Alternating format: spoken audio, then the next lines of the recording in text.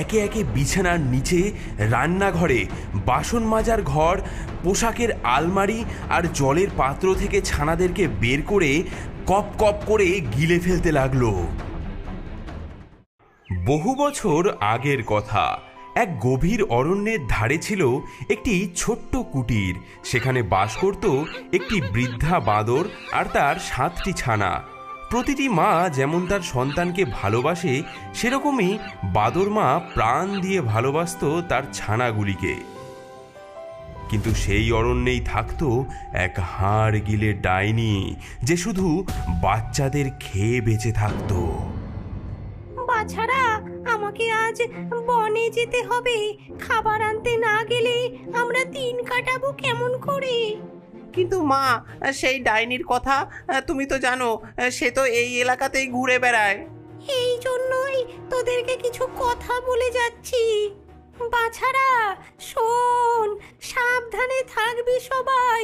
আমি বাড়ি না ফেরা পর্যন্ত কেউ যেন দরজা না খোলে। বিশেষ করে সবুজ হাড় গিলে ডাইনিকে কখনোই ঢুকতে দিবি না।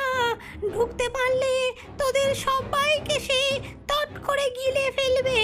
সেই শয়তানি খুবই চতুর, রূপ বদলে আসে প্রায়ই, কিন্তু তার একটা চিহ্ন আছে, সবুজ হাড়ের কঙ্কাল শরীর আর ভয়ঙ্কর হেঁড়ে গলা।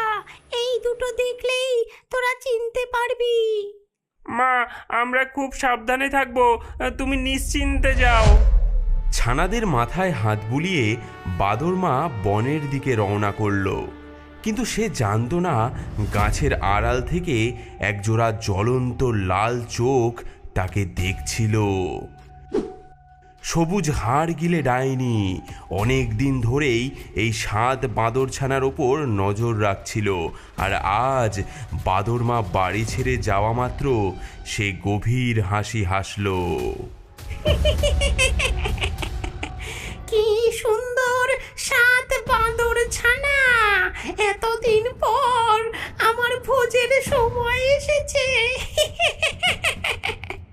বাঁদর মা চলে যাওয়ার কিছুক্ষণ পরেই কুটিরের দরজায় কেউ মৃদু টোকা দিল।